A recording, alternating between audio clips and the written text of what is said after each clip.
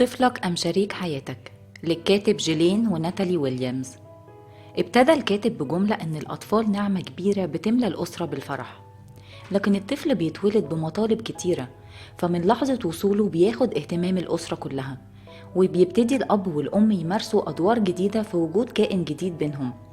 وهنا بيختلف الوضع، ويدخل الزوجين في امتحان حقيقي، إما يزود علاقتهم ببعض أو يدفعهم لمنحدر خطير يهدد الأسرة كلها. ووضح الكاتب إن التوتر في علاقة الزوجين مع ولادة طفلهم ده بيكون بسبب التعب والإنهاك والمشغولية بتجهيز كل حاجة للطفل، وبقى التركيز مش على احتياجاتهم لكن على احتياجات الطفل للدرجة اللي بينسوا فيها حتى احتياجاتهم. فالطفل بيجي من غير كتاب تعليمات أو مفتاح تشغيل وإطفاء أو حتى ضمان، وده بيسبب رعب للأزواج وبيزيد جواهم أسئلة زي هل إحنا اخترنا القرار الصح؟ وهل هنبقى أب وأم مثاليين؟ وهنا بيحط الكاتب نصايح عملية للزوجين مع ولادة طفلهم. النصيحة الأولى بتقول ما تقارنوش اختباراتكم باختبارات الآخرين، فكل زوجين ليهم ظروفهم الخاصة، منهم اللي ساعدوهم الأهل أو الجيران في الأيام الأولى بعد الولادة، ومنهم اللي كانوا وحدهم تماما. حتى طبيعة طفلك مختلفة، في اللي سهل في نومه ورضاعته وهادي، وفي اللي بيعيط طول الوقت. النصيحة التانية إنكم تتغيروا وتتكيفوا مع وجود طفل، دي فترة تدريب لعلاقتكم، فالشهور الصعبة الأولى هتخليكم تكسبوا مهارات وهتخرجوا منها أقوى، فاعتبروها زي معسكر التدريب لعلاقتكم. النصيحة التالتة، افتكر دايما إن شريك حياتك بيهتم بيك، وفي المسؤولية الجديدة ممكن تمنع إن شريك الحياة ما يظهرش الاهتمام بنفس الأساليب اللي كانت قبل ولادة الطفل.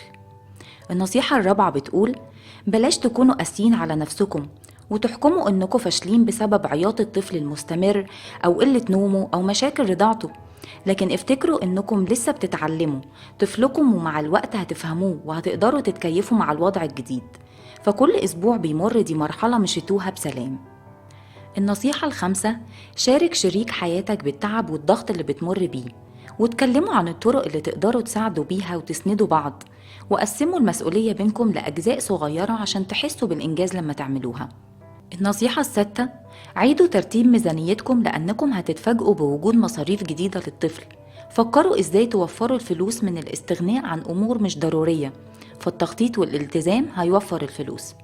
النصيحة السابعة، شجع شريك حياتك بكلمات زي انتي أحسن أم في الدنيا، وانت أشطر أب، عملتيها ازاي دي، برافو عليكي. الكلمات المشجعة بتدي قوة تكمل رغم كل ظروف وتعب.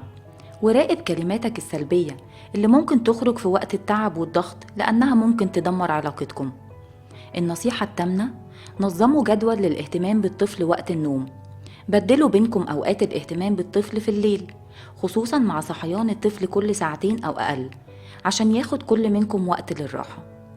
النصيحة التاسعة، عيد شحن بطاريات شريك حياتك، بمعنى ادي فرصة لشريك حياتك انه يعمل حاجة بيحبها بعيد عن رعاية الطفل، زي انه يخرج شوية برا البيت، او يستمتع بشرب القهوة، او قراية كتاب، او ممارسة هواية بيحبها، او حتى ياخد وقت للنوم. النصيحة العشرة، اقبلوا المساعدة من اهلكم او اصحابكم، زي انهم يقعدوا مع طفلكم شوية، وفي الوقت ده تاخدوا وقت للراحة او النوم، او حتى انهم يبعتولكم اكل في الايام الاولى، او يساعدوكوا في تنظيف البيت. وبيختم الكاتب كتابه وبيقول افتكروا دايما انكم تسارعوا عشان الامور تبقى افضل بينكم، وانكم تحافظوا على علاقتكم وتتحكموا في عواطفكم في اغلب الاوقات، رغم محاولتكم للتكيف مع الوضع الجديد وتقسيم المسؤوليات والتكيف مع الاحداث اللي مش متوقعة والمفاجآت والافكار الملخبطة. واوقات كتير هتتمنوا بس اليوم يخلص على امل بكرة يبقى احسن، لكن بينصحكم الكاتب في الآخر إنكم تستمتعوا بكل لحظة بتمروا بيها مع طفلكم، واخلقوا ذكريات خاصة تحكوها لأولادكم لما يكبروا، لأنكم مش هتعرفوا قيمة اللي عندكم غير لما تفقدوه، وفجأة تلاقوا طفلكم كبر والشهور والسنين عدت. أيوة، الحياة مش سهلة لكنها تستحق.